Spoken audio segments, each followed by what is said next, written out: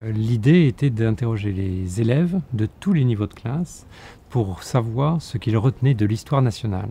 La question était la même pour tout le monde, que ce soit à la fin du CM2, à la fin de la 3e ou à la fin de la terminale. C'est raconte l'histoire de ton pays ou raconte l'histoire de France. Les élèves interrogés ont été interrogés au début de la classe de 6e, avant les apprentissages, de manière à ce que ça ne soit pas perturbé, que leur savoir ne soit pas perturbé par les savoirs qu'ils auraient pu apprendre au cours de l'année de 6e.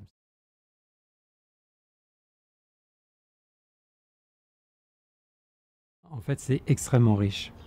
C'est-à-dire que d'abord, il y a une idée toute faite qui est qu'on n'apprend plus vraiment l'histoire à l'école élémentaire qui est battue en brèche. C'est-à-dire les enfants savent beaucoup de choses de l'histoire de France. Ça, c'est une première chose. C'est inégal, évidemment. Il y a des enfants qui rendent copie blanche, mais massivement, majoritairement, on va dire, les enfants disent des choses de l'histoire de France. Un des éléments centraux de l'enquête, c'est que les élèves sont obnubilés par la guerre. La guerre est partout présente, on ne pense qu'à ça, c'est le thème principal. Et c'est même assez étonnant de voir à quel point c'est devenu le thème de l'école élémentaire.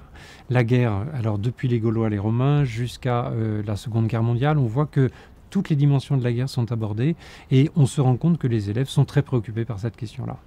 On sent bien qu'il y a une légère évolution, notamment sur la Seconde Guerre mondiale. Et on voit qu'Hitler, par exemple, est devenu un des personnages référents de l'histoire de France. Il y a une autre question aussi qui se pose, c'est la question de la démocratie. Il y a comme un récit qui se déploierait et qui ferait en sorte qu'avant c'était mal, avant c'était la misère, avant c'était la pauvreté et la guerre.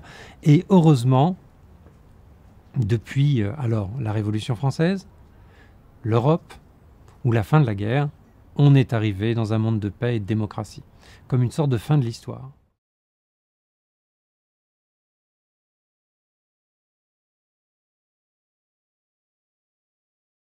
Alors ça, c'est notre responsabilité la plus grande, c'est comment transmettre les résultats de l'enquête aux enseignants et massivement. Donc on n'en est qu'au tout début, puisqu'on vient juste de finir le dépouillement. Donc on est dans l'idée maintenant de diffuser largement, mais pas seulement aux enseignants, c'est aussi évidemment au ministère ou au Conseil national des programmes, parce qu'il va bien falloir qu'on donne des éléments pour dire voilà où on en est. Les élèves savent des choses quand ils sortent du CM2, ce qui est très important dans le cadre du socle commun, parce qu'évidemment, en 6e, on ne peut pas faire comme si les élèves ne savaient rien. Ça serait une erreur fondamentale des professeurs du secondaire.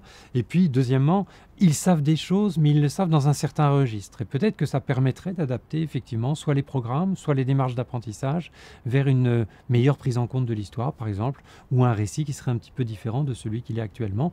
Parce qu'une question fondamentale se pose, c'est peut-on faire sortir des élèves de l'école primaire avec une seule idée, l'histoire c'est la guerre.